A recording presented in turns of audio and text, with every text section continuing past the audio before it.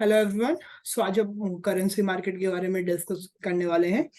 Currency market पे currency derivative पे जो एक्सचेंज पे ट्रेड होते हैं उनके डायनेमिक्स क्या रहते हैं, how it's different from other market derivatives and किस पर्टिकुलर मार्केट में कितना ज्यादा रिस्क है एंड रिस्क बेसिस पे करेंसी मार्केट किस टाइप के ट्रेडर्स को सूट करता है, रिस्कियर ट्रेडर को, मॉडरेट ट्रेडर को या कंजर्वेटिव ट्रेडर्स को। किस टाइप के ट्रेडर्स करेंसी मार्केट में काम कर सकते हैं एंड मार्केट डायनेमिक्स को यूज करते हुए एक डिसेंट प्रॉफिटेबिलिटी विटनेस कर सकते हैं मार्केट से। So let's go.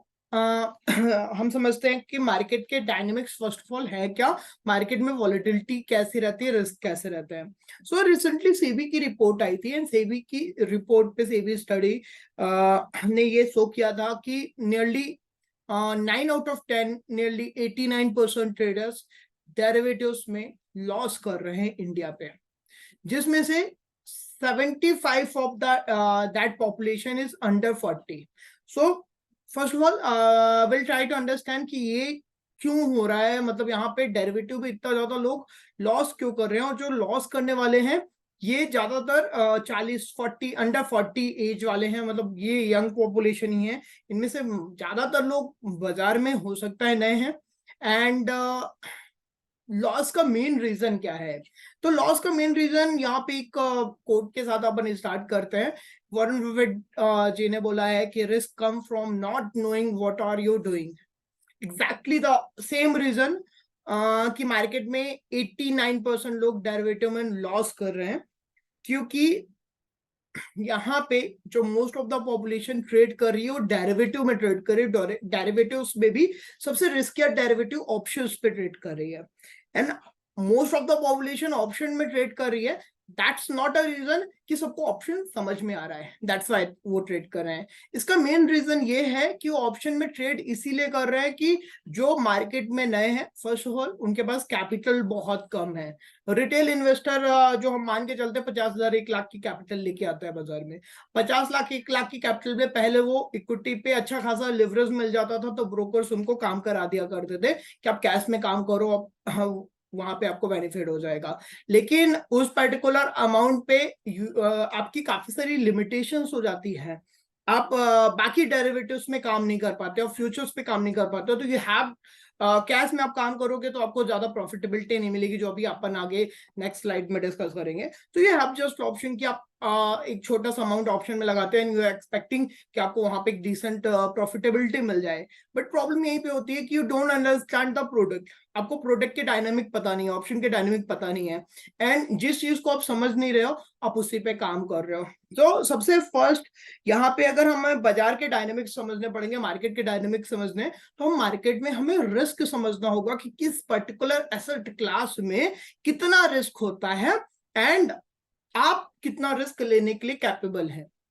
एक पर्टिकुलर ट्रेडर जो बाजार में नया है या थोड़ा एक्सपीरियंस हो चुका है या छोटा इन्वेस्टमेंट है या बड़ा इन्वेस्टमेंट है, वो कितना रिस्क ले सकता है, उसके लिए वो कितना रिस्क ले सकता है, और बाजार पे जिस इंस्ट्रूमेंट पे वो काम कर रहा है, जिस एसेट क्लास पे वो काम कर रहा है, उस एसेट क्लास पे कितना रिस्क है, ये दोनों ही चीजें बहुत ज्यादा इंपॉर्टेंट हो जाती हैं। सो रिस्क होता क्या है? What is risk? Risk is volatility, uncertainty. किसी भी एसेट के प्राइस में जो प्राइस की अनसर्टेंसी होती है, वॉलेटिलिटी होती है, कि वो एक सर्टन लिमिट तक ऊपर भी जा सकता है, सर्टन लिमिट तक नीचे भी जा सकता है। अगर कोई एसेट क्लास 1,000 रुपए पे ट्रेड हो रही है एंड उसकी वॉलेटिलिटी 10% की है, तो देयर आर चांसेस कि वो 100 रुपए ऊपर भी जा सकता है, 100 रुपए नीचे भी आ सकता है। तो दैट्स अ रिस्क। जो 100 रुपए ऊपर नीचे जाने का, फ्लक्चुएशन होने का, वॉलेटिलिटी की उम्मीद है, वॉलेटिलिटी का डर है, इसी को हम रिस्क बोलते हैं। तो जिस एसेट क्लास में वॉलेटिलिटी ज्यादा होती है वहां पर रिस्क ज्यादा होता है। फ्लक्चुएशन ज्यादा होगा, वॉलेटिलिटी ज्यादा होगी तो रिस्क ज्यादा होगा। और जिन एसेट क्लास पे वॉलेटिलिटी स्टेबल होगी, वॉलेटिलिटी कम होगी, वहां पे रिस्क भी कम होगा। दैट्स वाई हमने आप सभी एसेट क्लास की बात करते हैं तो बोलते हैं कि इस पे ज्यादा रिस्क है, इसमें कम रिस्क है। लार्ज कैप में रिस्क कम होता है compare to mid cap, small cap. Small cap में सबसे ज्यादा रिस्क होता है। वैसे ही हमें यहाँ पे सभी मेजर एसेट क्लास को समझना पड़ेगा कि किस पे कितना रिस्क है। तो लेट्स ट्राई टू अंडरस्टैंड किस पे कितना रिस्क है। उससे पहले यहाँ पे जो रिस्क फैक्टर है उसको मैंने यहाँ पे 4 कैटेगरीज में बांट के रखा है। पहला आप देख पा रहे हो, फर्स्ट है हमारा स्विमिंग पूल। स्विमिंग पूल ऐसी वॉलेटिलिटी होती है स्विमिंग पूल में। If you are a new swimmer, आपके लिए एक सही प्लेटफॉर्म है, आप वहां पे स्विमिंग सीख सकते हो। अगर आपको स्विमिंग आती है तो आप कंफर्टेबली कर सकते हो। वहां पे आपके डूबने का डर कम रहेगा क्योंकि उसकी वॉलेटिलिटी स्टेबल है, उसकी गहराई स्टेबल है। आपको पता है वो कितना गहरा है, आपको पता है वो कितना फ्लक्चुएट हो सकता है। तो वहां पे फ्लक्चुएशन स्टेबल है, और स्टेबल के साथ साथ आपको पता है कितना हो सकता है। जैसे बैंक में आप पैसा डालते हो, एफडी कराते हो, स्मॉल सेविंग स्कीम में डालते हो, लाइक आप पीपीएफ में डाला आपने, एनपीएस लिया, वॉट एवर स्मॉल सेविंग, तो वहां पे आपको पता है कि रिस्क कितना है, कितना आपको रिटर्न मिलेगा। फिक्स इनकम सिक्योरिटी हो गए, बॉन्ड हो गए, तो ये स्विमिंग पूल हो जाते हैं। इनकी वॉलेटिलिटी स्टेबल है, रिस्क नॉर्मल है। रिस्क तो देखिए हर जगह है, रिस्क है, विदाउट रिस्क कोई इंस्ट्रूमेंट होता ही नहीं है। लोग बोलते हैं गवर्नमेंट बॉन्ड स्टेबल होते हैं, रिस्क फ्री होते हैं। Government bond is also not risk free. हमने काफी सारी गवर्नमेंट देखी हैं जो बैंक करप्ट हो जाती हैं। हाँ, आप ये मान कर रहे हो कि इंडिया, चाइना, यूएस, ये जो डेवलपिंग या डेवलप नेशंस हैं, उनकी गवर्नमेंट इतनी स्टेबल है, उनके सेंट्रल बैंक इतने स्टेबल है कि वो बैंक करप्ट नहीं करेंगे। ठीक है, that's also myth, you can say. जब तक नहीं कर रहे हैं तब तक नहीं कर मान के चल रहे हैं, बट जिस दिन हो गया वी कांट से एनीथिंग। हाँ, सो फर्स्ट हमारा हो गया स्विमिंग पूल। स्विमिंग पूल मतलब जहां पे आपको, स्विमिंग पूल ऐसा मार्केट होता है जहां पे आपको स्टेबिलिटी पता हो, कितनी वॉलेटिलिटी है वो पता है, रिस्क क्या है पता है, एवरीथिंग इज कैलकुलेटेड। जो हमारा fix income security, bank, FD and small saving scheme में होता है। Then will move to the second dynamic, that is lake. Lake, तालाब वगैरह जो होते हैं, हर टाइप से होते हैं। यहाँ पे नॉर्मल एक ज्यादा डीप नहीं, एक नॉर्मल लेक की हम बात कर रहे हैं जो आपकी सिटी के बीच वगैरह में रहता है। थोड़ा सा गहरा रहता है, थोड़ा सा गहरा रहता है, थोड़ी गहराई रहती है, थोड़ा सा मॉडरेट वॉलेट अनस्टेबिलिटी भी रहती है। अगर आपको थोड़ा सा स्विमिंग वगैरह आती है, आप वहां पे कर स्विमिंग कर सकते हो। बल एकदम न्यू पर्सन है तो उसका वहां पे भी डर है। कुछ लोग अगर एकदम नॉन स्विमर है, एकदम बीच में चला गया, गहराई पे चला गया, वहां पे डूब सकता है। लेकिन अगर नॉन स्विमर भी है, कॉर्नर कॉर्नर पे रहता है, तो उसके डूबने के डर कम रहते हैं। मतलब वॉलेटिलिटी तो है, ऐसा नहीं बोल सकते कि लेक में रिस्क नहीं है, लेक में भी रिस्क है, लेकिन मॉडरेट है। और वॉलेटिलिटी भी मॉडरेट है, रिस्क भी मॉडरेट है। आपको पता है कितनी गहराई है, और ये पता है कि अगर एकदम बीच में गए, एकदम आपने ब्लंडर किया, आप को स्विमिंग नहीं आती है, तो आप डूब सकते हो। लेकिन if you know the swimming, आप प्रॉपर बोट वगैरह में बैठे हो, तो देर आर हाई चांसेस कि आप वहां पे बच जाओगे। ऐसे कौन से मार्केट है? निफ्टी ईटीएफ हो गए, इंडेक्स फंड हो गए, म्यूचुअल फंड्स हो गए, करेंसी मार्केट हो गया, जिनकी वॉलेटिलिटी, गोल्ड हो गया। ये बहुत ज्यादा वॉलेटाइल मार्केट नहीं है, वॉलेटिलिटी है, स्टेबल है। बट यहाँ पे एक जो लेमैन होता है, म्यूचुअल फंड्स वगैरह हो गए हैं, थोड़े से लार्ज कैप फंड्स हो गए हैं। लार्ज कैप म्यूचुअल फंड में भी large cap diversified fund, index fund की हमने बात की। लार्ज कैप इक्विटीज पे भी कुछ स्टॉक्स को आप रख सकते हो if you want today. यहाँ पे मैं करेंसी मार्केट को भी रखना चाहूंगा, बिकॉज ऑफ करेंसी मार्केट की वॉलेटिलिटी थोड़ी स्टेबल होती है। नेक्स्ट स्लाइड पे हम उसे डिटेल पे देखेंगे भी। सो यू नो कि यहाँ पे सिचुएशन थोड़ी अंडर कंट्रोल है। यहाँ पे थोड़ा सा आपको कॉशियस होना पड़ेगा, थोड़ी बहुत स्विमिंग आती है तो आप इस पे एंजॉय कर सकते हो। Then third type kind of market is river. River corner पे हो स्टेबल है, बीच पे जाओगे वॉलेटाइल हो जाएगा। रिवर पे स्विम करना it's not easy task. Swimming pool पे स्विम करने वाला, लेक पे स्विम करने वाला हो सकता है रिवर पे डूब जाए। यहाँ पे थोड़ी वॉलेटिलिटी बढ़ जाती है, depend on the market dynamic. Normal कुछ टाइम पे स्टेबल भी होगी, कुछ टाइम पे बढ़ जाएगी, हमेशा स्टेबल नहीं है।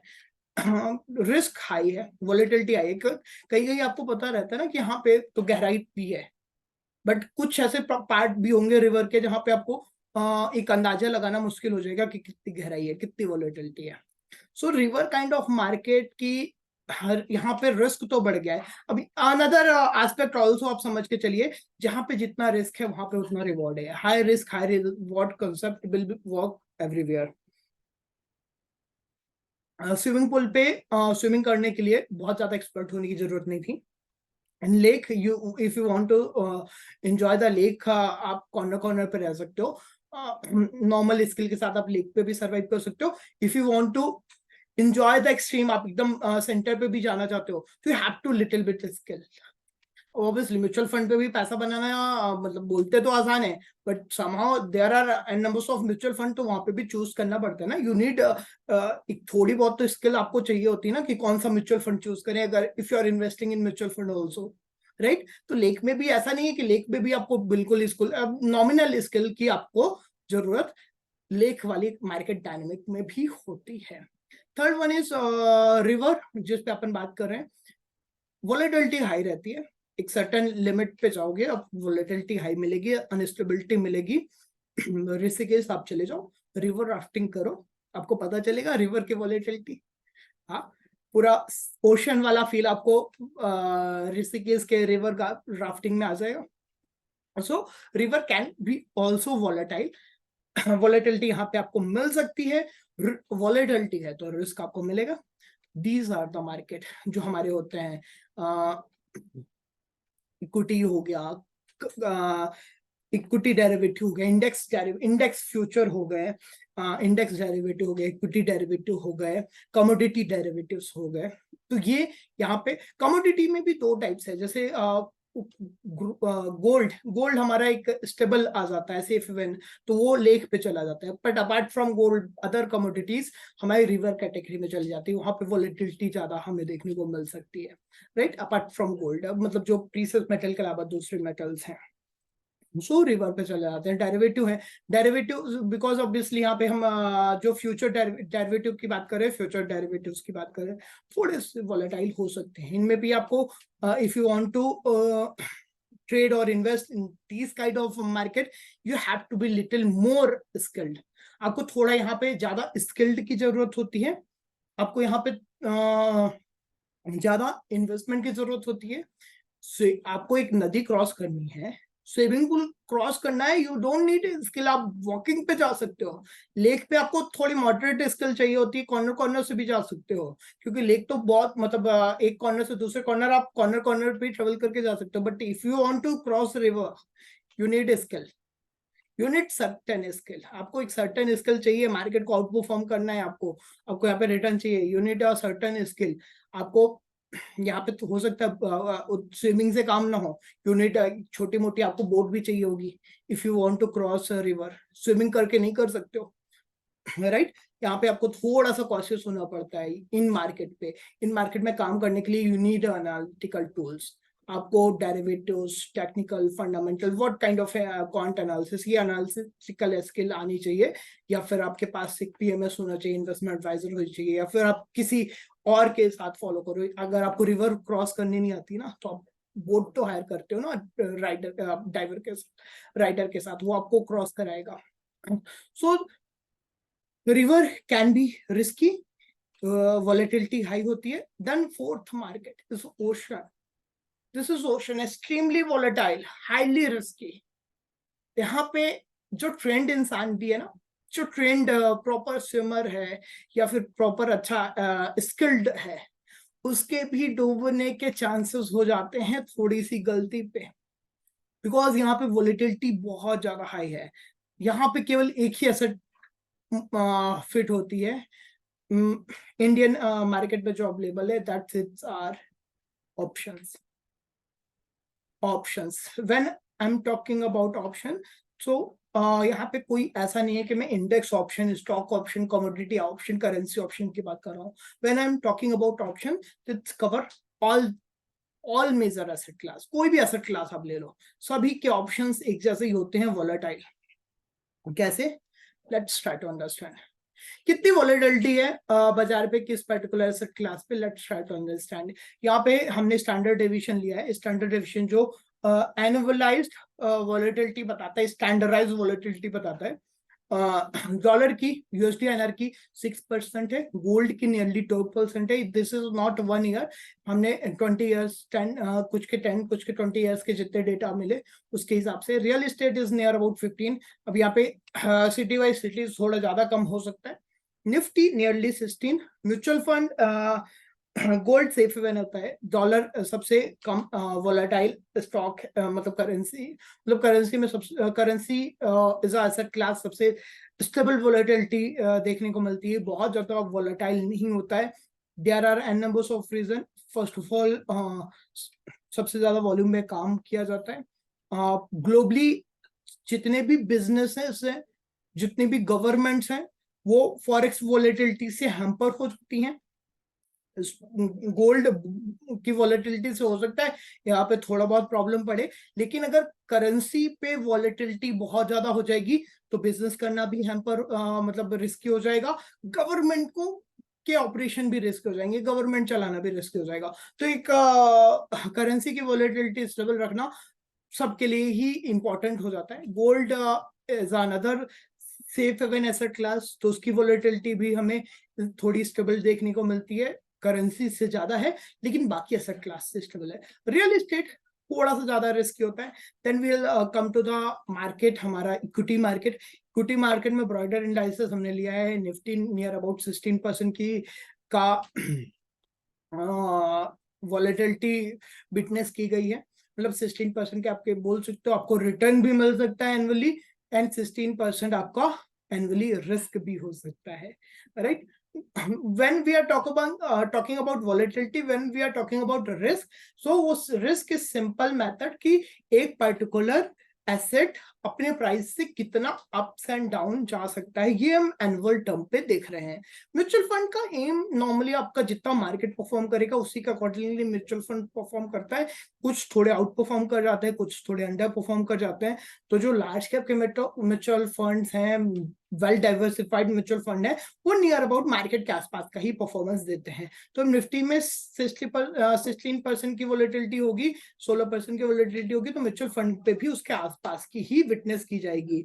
मिड कैप स्मॉल कैप पे आप जाओगे थोड़ा रिस्क बढ़ जाएगा। मिड कैप में 22-23% तक का रिस्क हो जाता है, स्मॉल कैप में 25 से 27% तक का रिस्क आपको देखने को मिल सकता है। Then will come to the currency derivative. यहाँ पे करेंसी पे 6% की थी, डेरिवेटिव में 20% की कैसे हो गई? देखिए, when we are trading in currency, हम डॉलर बाय करेंगे, डॉलर मान लेते हैं 83 पे चल रहा है, 83 से 84 पे मूव करने के लिए, मतलब ₹1 यूएसडी आईएनआर को मूव करने के लिए हो सकता है 2 से 3 साल लग जाए, क्वाइट पॉसिबल। हो सकता है 3-4 महीने में मूव करते हैं, बट जिस हिसाब से वॉलेटिलिटी रहती है ₹1 का मूवमेंट आपको 2-3 साल में मिलेगा, तो वॉलेटिलिटी उतनी ज्यादा नहीं रहती है। लेकिन जब हम उस पर ट्रेडिंग की बात करते हैं तो डेरिवेटिव में ट्रेड करते हैं, और डेरिवेटिव में जब आप बनाते हैं तो डेरिवेटिव में हमें लिवरेज मिलता है। मतलब हम लाइक डॉलर इंडेक्स, मतलब सॉरी यूएसडी आईएनआर कि एक यूनिट, मतलब जब हम एक्सचेंज पे बाय करते हैं तो उसका एक यूनिट पे ट्रेड नहीं होता, एक सर्टेन लॉट पे हम ट्रेड करते हैं। लाइक डॉलर का जो यूएसडीएनआर का जो लॉट साइज है दैट्स $1,000 का है, तो यूएसडी मतलब रुपये में हम कन्वर्ट करेंगे तो उसकी कॉस्ट नियर अबाउट आएगी 83,000 रुपीज। लेकिन if you want to trade USD INR future, अगर आपको यूएसडी आईएनआर का फ्यूचर ट्रेड करना है तो you don't need to pay 83,000 rupees, you just need to pay certain 2.5-3% का आपको मार्जिन देना पड़ेगा केवल। यहाँ पे आपको लिवरेज मिल जाता है, यू विल गेट लिवरेज, आपको लिवरेज मिल जाता है। 83,000 का ट्रेड आपको केवल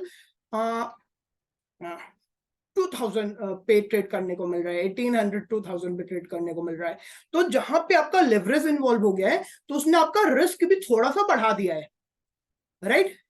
अगर आप 83 रुपीज डॉलर पे लगाओगे तो वो 10 पैसे मूव करेगा तो आपको 10 पैसे का ही लॉस होगा, 10 पैसे ऊपर नीचे का। लेकिन जब आप 83,000 लगा रहे हो, you are giving just amount, आप अमाउंट 2,000 दे रहे हो, लेकिन आपका जो एक्सपोजर 83,000 का हो गया ना, 2,000 का इन्वेस्टमेंट करते हुए आप 83 का एक्सपोजर ले रहे हो, तो ये मार्जिन हो गया है। अब यहाँ पे जो मूवमेंट होगा वो आपके 83,000 के हिसाब से होगा।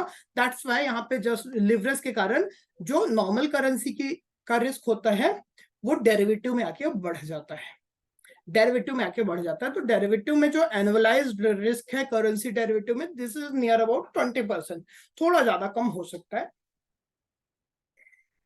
वॉलेटिलिटी बेसिस पे। ये फ्यूचर का है। Apart from future we are talking about derivative strategies मतलब डेरिवेटिव में आप हेज स्ट्रैटेजीज में काम कर रहे हो, आपकी जो ट्रेड है वो प्रॉपर हेज है, you are not taking exposure of, मतलब आप मतलब रिस्क नहीं ले रहे हो। जब आप पोजीशन को हेज कर देते हो आपका रिस्क थोड़ा सा मॉडरेट हो जाता है, तो उसमें आप अपने रिस्क को रिड्यूस करके अगर काम कर रहे हो प्रॉपर स्ट्रैटेजीज के साथ, तो वहां पे उसका रिस्क नियर अबाउट जो हमने कैलकुलेट किया, जो जितना रिटर्न आ रहा है, वॉलेटिलिटी है, उस हिसाब से 20-25% रिस्क हेज डेरिवेटिव में होता है। You can try on any asset class. यहाँ पे ऐसा नहीं कि हमें स्पेसिफिक एसेट क्लास की बात करें, आप किसी भी एसेट क्लास पे इसको ट्राई कर सकते हो। Then will move to the next. This is, अगर हम बात करें इक्विटी डेरिवेटिव की, इसमें इंडेक्स और स्टॉक दोनों ही आ गए हैं। तो इंडेक्स के जैसे डेरिवेटिव निफ्टी की हमने वोलेटिलिटी 16% ट्राई की, एंड हमारा करेंसी पे 2.5-3% का मार्जिन लग रहा था। यहाँ पे थोड़ा मार्जिन बढ़ जाता है, जिसकी वोलेटिलिटी ज्यादा होगी उसका मार्जिन ज्यादा होगा। तो यहाँ पे मार्जिन हमारा 8-20% तक का लग जाता है। तो ऑब्वियसली जिसमें जितना ज्यादा एक्सपोजर मिलेगा उसमें उतना ज्यादा रिस्क हो जाएगा। सो जितनी ज्यादा वोलेटिलिटी है, जितना ज्यादा एक्सपोजर है, दोनों ही चीजें मैटर करेंगी। तो इक्विटी का भी मतलब हम यहाँ पे कंबाइंड लेके चले, 40-45% का रिस्क, एनुअलाइज्ड रिस्क हो जाता है if you are trading equity derivative either index और stocks. Then will come to the options. Derivative में जो मेन हमारा प्लेयर है, सबसे ज्यादा जो इंडिया पे यूज किया जाता है, that's option. Option of any asset class, चाहे हम डॉलर ऑप्शन की बात करें, गोल्ड ऑप्शन की करें, क्रूड ऑप्शन की करें, निफ्टी की करें, रिलायंस की करें, टीसीएस की करें, किसी का भी ऑप्शन है, देयर इज रिस्क ऑफ 100%। आपने 10,000 लगाए, 10,000 can be 20,000 also, 10,000 can be 0 also.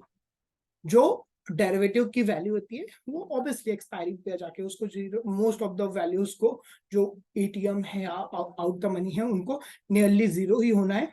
And majorly जो ऑडियंस है वो फर्स्ट आईटीएम या फर्स्ट आउट द मनी या फिर आउट द मनी पे ही, एट द मनी या आउट द मनी पे ही काम करते हैं। तो देयर आर हाई प्रोबेबिलिटी कि मैक्सिमम ऑप्शंस एक्सपायरी पे जीरो हो जाएंगे।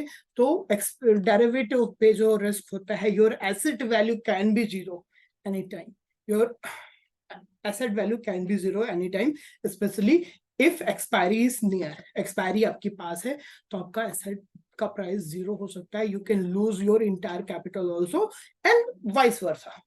You can make 2x 3x profit also. 10,000 लगा के आप 30-40,000 बना भी सकते हो, 10,000 पूरा गवा भी सकते हो। तो risk is high, high risk high return concept will work everywhere, right? Should we move? Okay, एक पेयर कंपैरिजन फटाफट अपन करते हैं। पेयर कंपैरिजन क्या चल रहा है, किस पर्टिकुलर एसेट क्लास पे कितना पैसा लगा के कितना रिटर्न हमें मिल रहा है बाजार पे।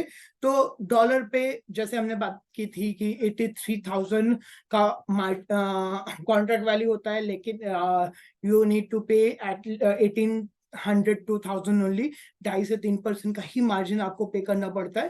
तो यस, ये आप देख लो USD-INR, if you are trading in USD-INR, तो यहाँ पे इन्वेस्टमेंट आपका 2,000 पर लॉट ही लगता है। So that's a good thing for everyone.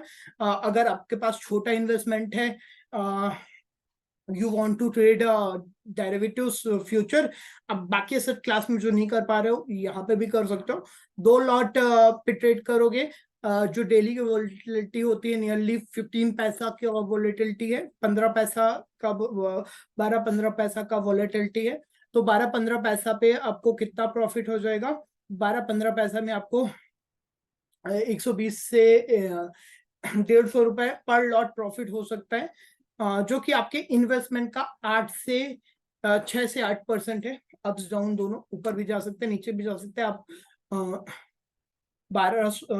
120 या 150 रुपए बना भी सकते हो, 120 या 150 रुपए गवा भी सकते हो। यहाँ पे आप मल्टीपल लॉट साइज भी कर सकते हो, वहां पे 10 कर लोगे तो 120 का 1200 हो जाएगा और 1500 हो जाएगा। 10 लॉट में भी काम कर सकते हो, 5 लॉट में भी काम कर सकते हो, इट्स अप टू यू। तो इन्वेस्टमेंट बैरियर उतना नहीं है जितना बाकी एसेट क्लास पे है। आप कितने भी इन्वेस्टमेंट पे काम कर सकते हो। If you have 10,000, 20,000, 1 lakh, 10 lakh, 15 lakh, 1 CR, कोई भी इन्वेस्टमेंट है, currency product can suit you. Currency product में आपको इन्वेस्टमेंट का प्रॉब्लम नहीं होगा, वॉलेटिलिटी का प्रॉब्लम नहीं होगा, लिक्विडिटी का प्रॉब्लम नहीं होगा। देन अनदर एसेट, अगर हम कमोडिटी में कंपेयर करें, गोल्ड। गोल्ड पे ऑब्वियसली मिनी एंड मेगा दोनों लॉट चलते हैं। तो जो हमने मिनी था उसका कंपैरिजन किया है, उसमें नियरली आपको 60,000 का मार्जिन पे करना पड़ेगा। 300 से 400 का मूवमेंट डेली पे देखने को मिलता है, मतलब 3 से 4 हजार का प्रॉफिट आप यहाँ प्रॉफिट लॉस आप कर सकते हो। एंड विच इज आपका इन्वेस्टमेंट का 5 से 6% होता है। देन निफ्टी, निफ्टी फ्यूचर पे, निफ्टी फ्यूचर या स्टॉक फ्यूचर्स पे आपको काम करना है। So you need at least 1 lakh, जहाँ पे most of the retail out हो जाते हैं, क्योंकि उनके पास हो सकता है कैपिटल ही इतनी हो, तो वो अगर एक ही ट्रेड में लगा देंगे तो M2M पे भी वो बाहर हो सकते हैं, बिकॉज M2M पे भी आप you need to have certain amount, so that can be a problem for retail. And 80 to 100 points का मूव निफ्टी में हमें देखने को मिल सकता है, जिसमें 4 से 5 हजार रुपए आप इंट्राडे पे बना भी सकते हो, गवा भी सकते हो। दैट्स पर लॉट। 4 to 5% का रिटर्न आपके इन्वेस्टमेंट पे आप बना या गवा सकते हो, depend on the daily volatility. Then come to the option. Option normally obviously कुछ ऑप्शंस आपको 5 हजार 6 हजार में भी मिल जाएंगे, कुछ ऑप्शन आपको 40-50 हजार में भी मिलेंगे। ऑन एन एवरेज हमने लिया है कि if you are investing 25,000 in option, what will be the daily volatility, daily कितने चेंजेस हो सकते हैं। तो ये सब वॉलेटिलिटी थोड़ी सी वाइल्ड वॉलेटिलिटी है, 20 to 60% तक की वॉलेटिलिटी हम ऑप्शन पे विटनेस कर सकते हैं इन एनी एसेट क्लास। मतलब आपके ने अगर 10,000 रुपए लगाए हैं तो 2,000 से 6,000 रुपए भी आप ऑन एन एवरेज कमा सकते हो। ऑब्वियसली एक्सपायरी कितनी पास है दूर है वो थोड़ा वैरी करेगा। अगर एक्सपायरी एकदम पास है तो ये वॉलेटिलिटी और ज्यादा बढ़ जाएगी, एक्सपायरी में थोड़ा टाइम है तो ये थोड़ी कम रहेगी। तो हमने ऑन एन एवरेज लिया है 20 से 60% तक की वॉलेटिलिटी आपको देखने को मिल सकती है ऑप्शंस पे ऑन योर इन्वेस्टमेंट। हाँ, प्रीमियम में कितना चेंज हो रहा है, 5 से 15 हजार, 5,000 to 15,000 you can earn also, you can lose also, depend on कि आप किस साइड पे बैठे हो। सिमिलरली कैश, पहले जो सबसे ज्यादा ट्रेड हो करता था, मैक्सिमम रिटेल ट्रेडर कैश पे ट्रेड किया करते थे। कैश पे 25,000 इफ यू आर इन्वेस्ट, पहले मार्जिन मिलता था, अभी तो मार्जिन नहीं मिल रहा है, मार्जिन का कंसेप्ट बंद हो चुका है। सो डेली वॉलेटिलिटी 1 to 2% के नॉर्मल वॉलेटिलिटी हमें देखने को मिल सकती है large cap and mid cap दोनों का ही कंपेरिजन करके चले तो। Sometimes volatility can increase also, but एक नॉर्मल से उस पे जब हम एवरेज लेके चलते हैं 1 से 2% की वॉलेटिलिटी रहती है। 25,000 आपने लगाया है तो 250 से 500 रुपए आपको आपके इन्वेस्टमेंट पे मिल सकते हैं बनाने को, जिसपे 1 से 2% का आपका प्रॉफिट एंड लॉस हो सकता है। आपका जो इन्वेस्टमेंट है उसमें रिटर्न 1 से 2% का आपको या तो जाएगा या कम होगा। ये स्टेबल वॉलेटिलिटी है। अब यहाँ पे करेंसी पे अगर हम यूएस डॉलर रुपी के डेरिवेटिव पे फ्यूचर पे बात करें तो कुछ बेनिफिट हमें यहाँ पे मिल रहे हैं बाकी एसेट क्लास में। First of all the stable volatility, बहुत ज्यादा वॉलेटाइल नहीं है, बहुत ज्यादा वॉलेटाइल नहीं है। अगर यूएसडी आईएनआर बहुत ज्यादा अपसाइड मूव करता है तो आरबीआई आ जाता है प्रिटेंड करने हायर साइड मूव पे। डाउन साइड भी बहुत ज्यादा यूएसडी आईएनआर मूव करने लगता है तो वहां पे भी आरबीआई आ सकता है, बिकॉज आरबीआई हैव टू, मतलब आरबीआई को अपने इंपोर्ट एक्सपोर्टर्स को भी प्रोटेक्ट करना है। करेंसी वॉलेटिलिटी अगर हैम्पर होगी तो currency is a asset class जो अगर जिस पे अगर फ्लक्चुएशन हुआ तो सभी एसेट क्लास को फ्लक्चुएट कर देगा। इकोनॉमी का एक बोल सकते हो this currency is a indicator, एक इंपॉर्टेंट इंडिकेटर होता है इकोनॉमी का। तो उसकी वॉलेटिलिटी को स्टेबल करना हर एक गवर्नमेंट का समहाउ बोल सकते हो रिस्पॉन्सिबिलिटी होता है।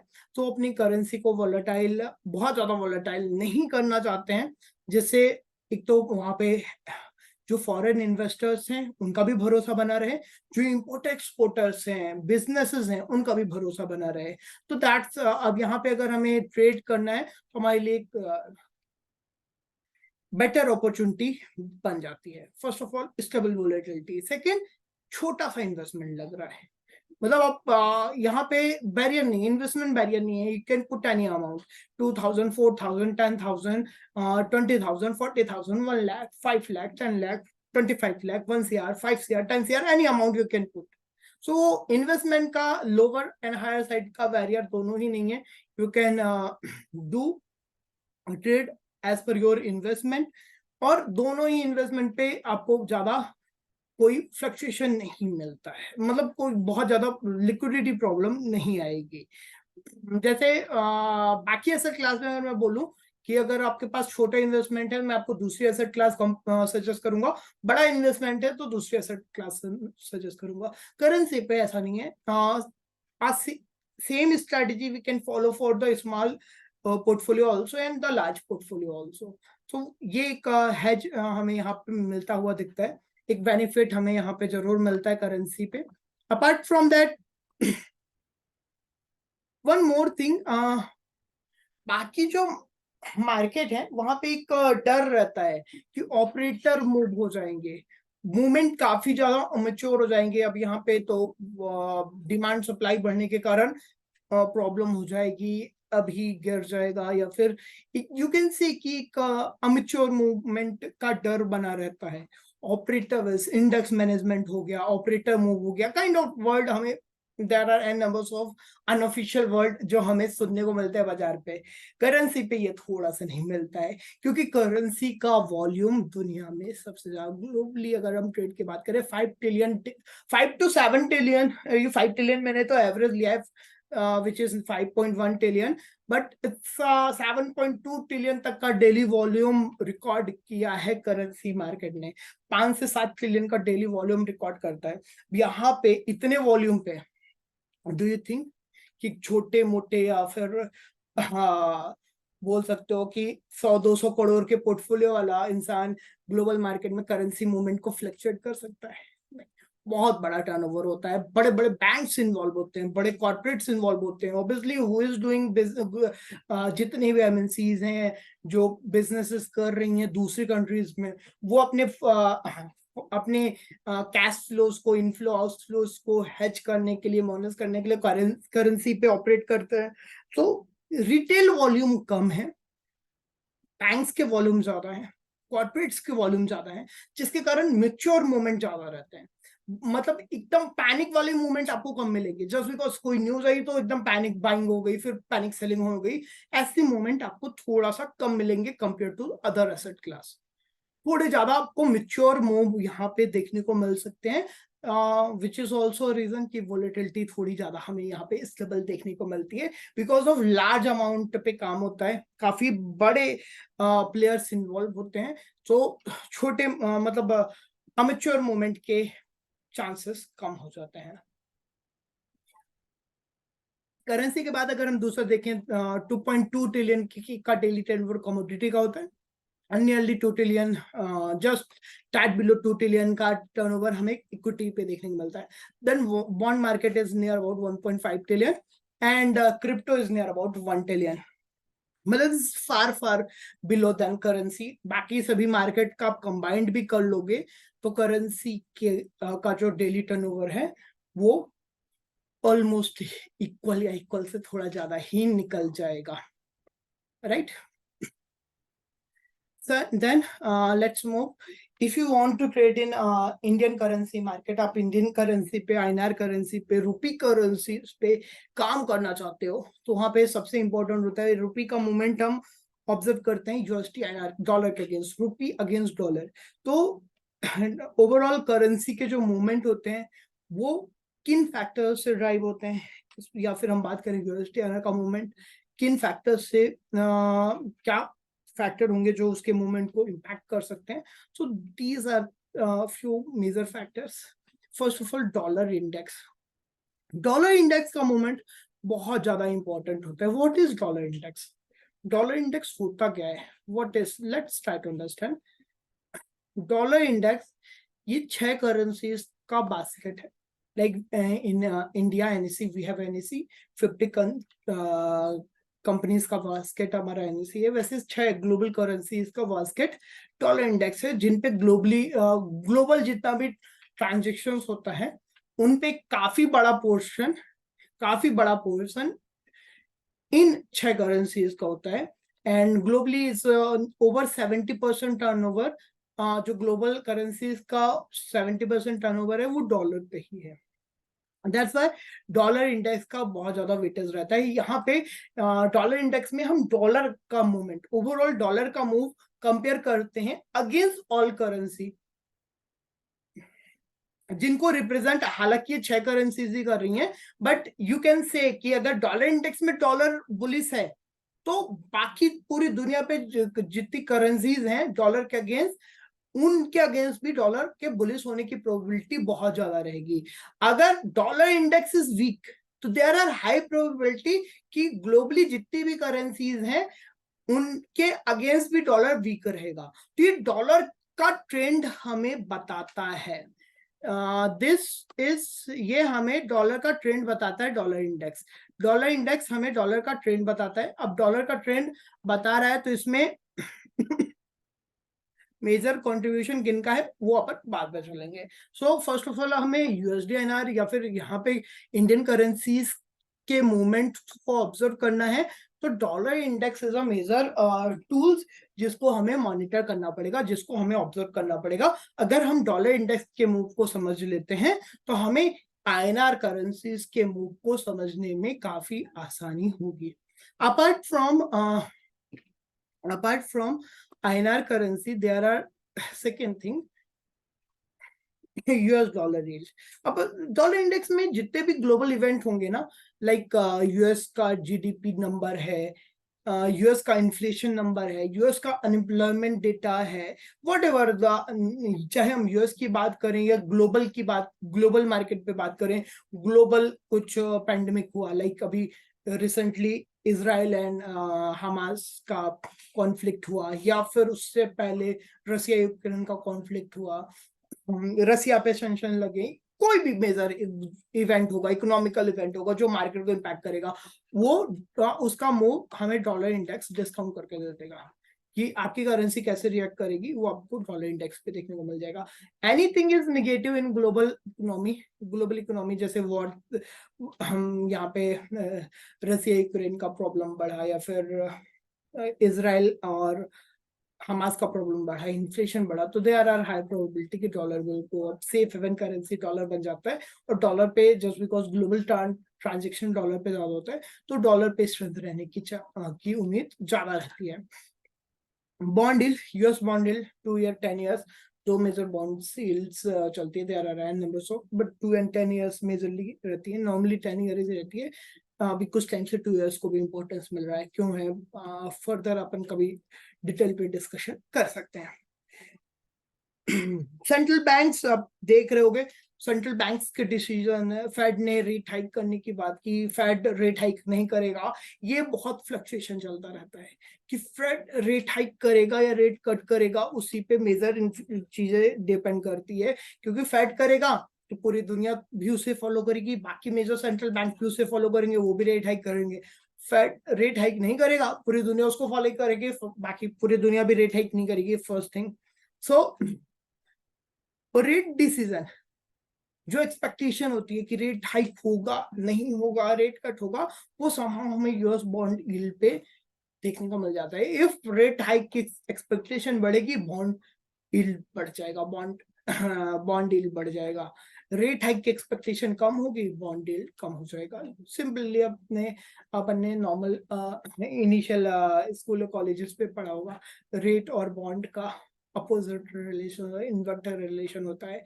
Rate will go up, bond price will go down, but यहाँ पे प्राइस डाउन जाएगा तो यील्ड बढ़ जाएगा। सेम इम्पैक्ट हमें यहाँ पे देखने को मिलता है। तो जो भी एक्सपेक्टेशन होगी, बिकॉज रेट तो का पॉलिसी जब आएगी ना तब चेंज होगा। जैसे आरबीआई का है, आरबीआई का बायो मंथली आता है, अल्टरनेट मंथ आता है। फेड के यहाँ पे 20 शेड्यूल पॉलिसी रहती है, कुछ 2 महीने में रहती है, कुछ 1.5 महीने में रहती है। सो वहां पे जो एक्सपेक्टेशन है वो जब बढ़ेगी घटेगी तो उसका इम्पैक्ट हमें बॉन्ड यील्ड पे देखने को मिल जाएगा। तो bond yield is a second. Bond yield बढ़ेगा तो ऑब्वियसली डॉलर बढ़ेगा, बॉन्ड यील्ड बढ़ेगा तो डॉलर बढ़ेगा, बॉन्ड यील्ड बढ़ेगा तो रुपये में वीकनेस आएगी। व्हाई? बिकॉज यहाँ पे थर्ड थिंग होती है हमारी FIIs activities, foreign investor activities. Foreign investors का कैपिटल इनफ्लो हो रहा है, आउटफ्लो हो रहा है, हमारी कंट्री के लिए बहुत ज्यादा इम्पैक्ट करता है। अगर कैपिटल आउटफ्लो होगा तो ऑब्वियसली हमारे कंट्री से पैसे वापस आ रहे हैं, तो that's negative for our economy, negative for our currency. Inflow हो रहा है, that's positive for economy, positive for the our currency, right. Bond deal बढ़ रहा है, मतलब यूएस पे बॉन्ड डील बढ़ रहा है, मतलब यूएस पे first of all global recession का डर भी बढ़ रहा है, क्योंकि कॉस्ट रेट ज्यादा है, बिजनेस ज्यादा एक्सपांड नहीं कर पाएंगे, पहली चीज। दूसरी चीज तो सेफ हेवन पे बैंक जाएगी डॉलर पे, जो स्वाभाविक है।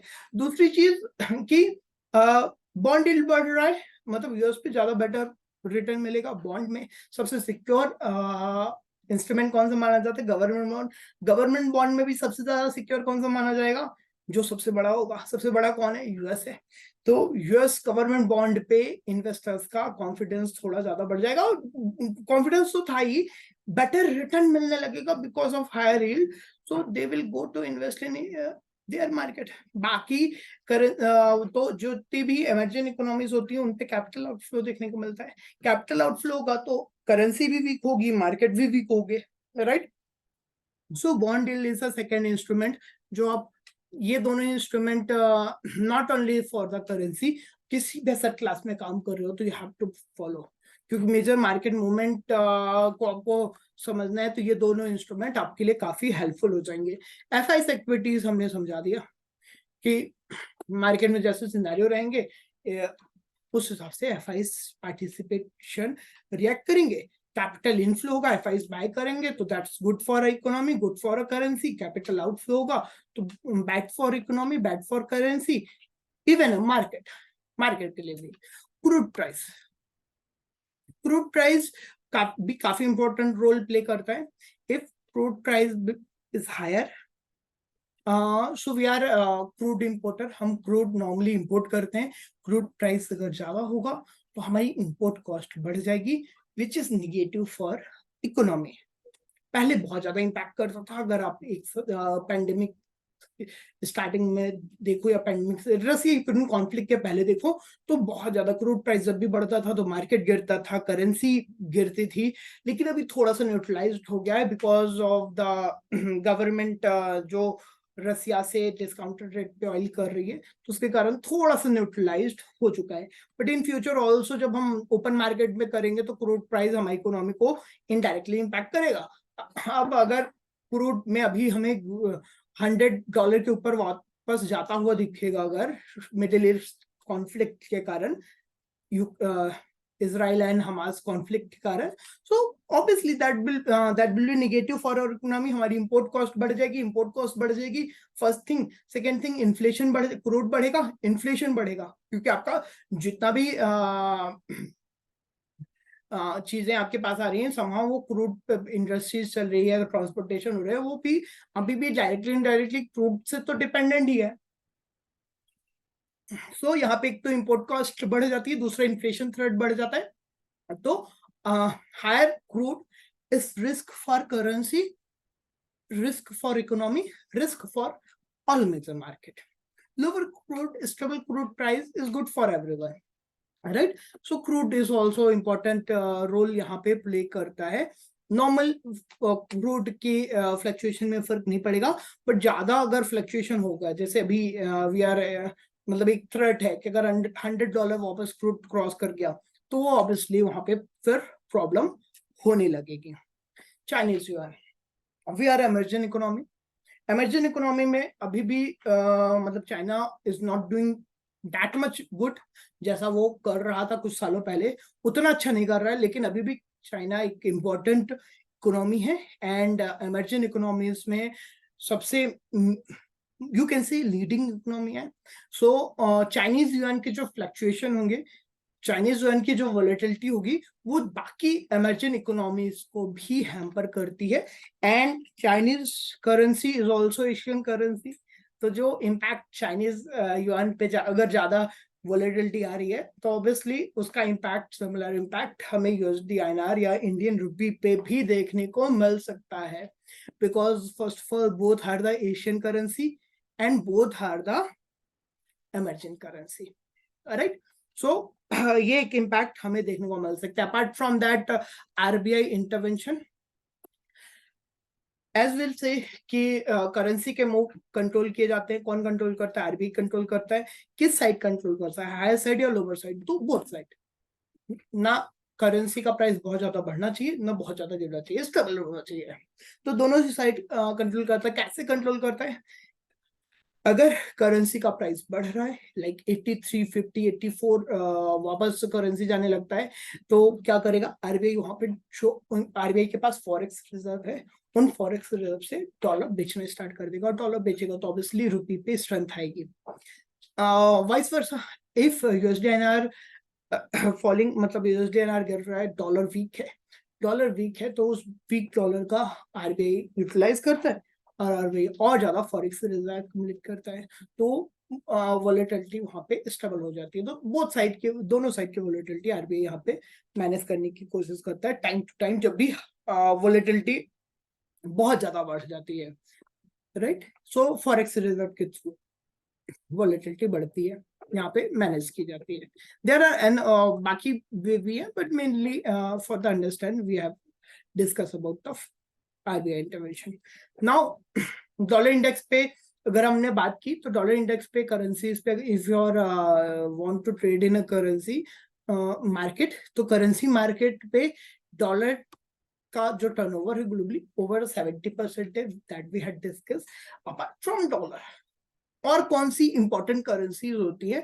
तो वर्ल्ड वाइज जो सबसे ज्यादा ट्रेड की जाने वाली करेंसीज है वो ये तीन है: euro dollar, GBP dollar, dollar N.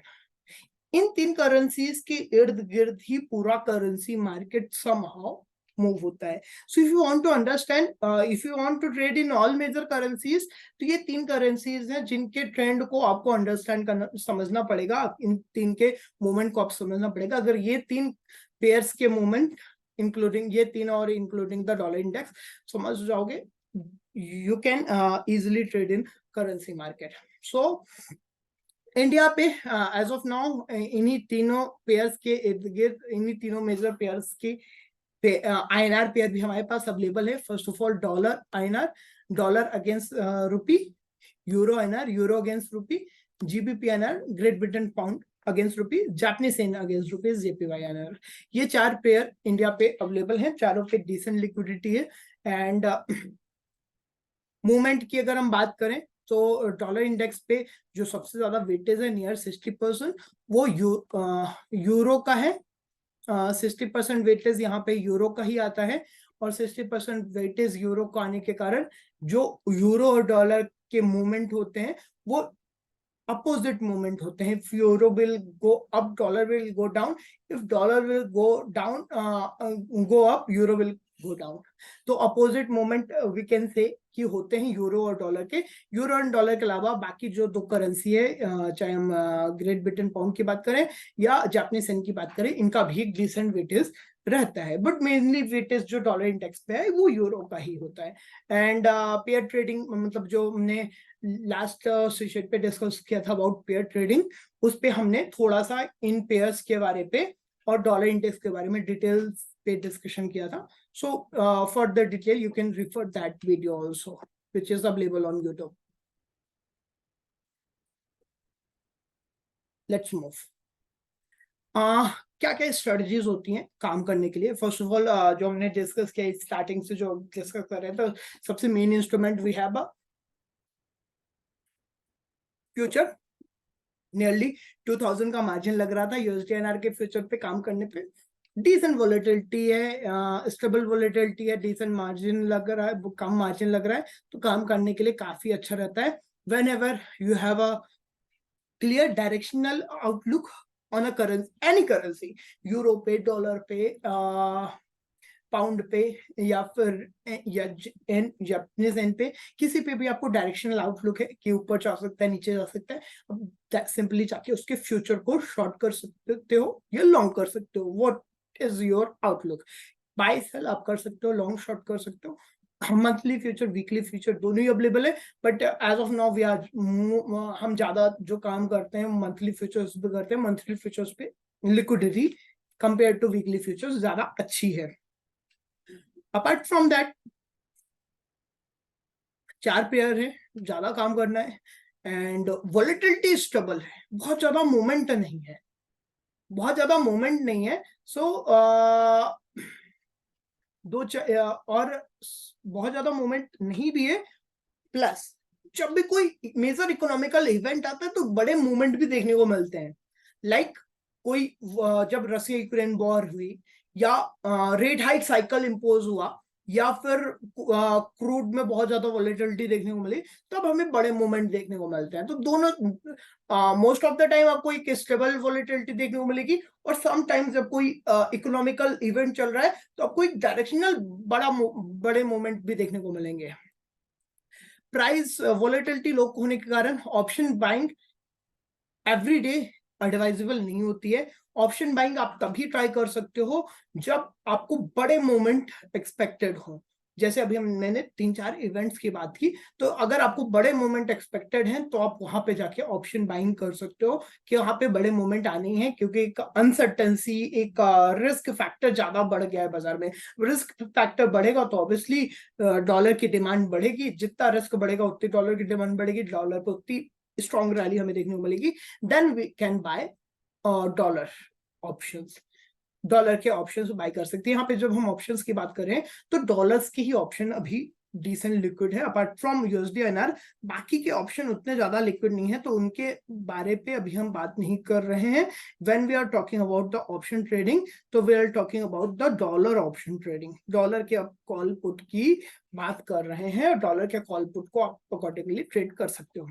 Apart from that जब मोमेंट नहीं हो रहे हैं तो आप वहां पे ऑप्शन राइट करके, ऑप्शन सेल करके साइडवेज मोमेंट को, लो वोलेटिलिटी को एंजॉय कर सकते हो। और लो वोलेटिलिटी में, low volatility, low delta, low risk, there are high probability to make profit in option writing. तो ऑप्शन मार्जिन भी कम लग रहा है, वॉलेटिलिटी भी कम है, तो यहाँ पे आपको बाकी एसेट क्लास के कंपेरिजन पे ऑप्शन राइटिंग थोड़ा सा बेटर रिटर्न और बेटर रिस्क रिवॉर्ड प्रोवाइड कर देता है। Apart from that, just because we have a 4 pair, और 4 में भी हम ग्लोबल प्लेयर्स का मूवमेंट नहीं कैप्चर कर पा रहे हैं, कैप्चर करना चाहते हैं, and we want to neutralise the rupee move. For example एक एग्जांपल लेके चलता हूँ। मान लेते कोई बड़ा आईपीओ आने वाला है, वो बड़ा आईपीओ आएगा तो बड़ा कैपिटल फ्लो इंडिया पे आ सकता है, which is good for the currency. Rupee के लिए अच्छा होगा, रुपी में मूवमेंट, हमें पॉजिटिव मूवमेंट देखने को मिलेंगे।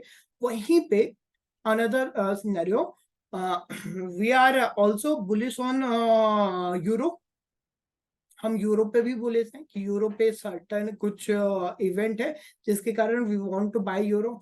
अब यहाँ पे यूरोप पे भी बुलिश है और हम डॉलर पे भी बुलिश है, सॉरी रुपी पे भी बुलिश है, तो यहाँ पे ट्रेड करना थोड़ा डिफिकल्ट हो जाएगा। यूरो आईएनआर हम बाय करें या सेल करें ये समझ नहीं आ रहा है।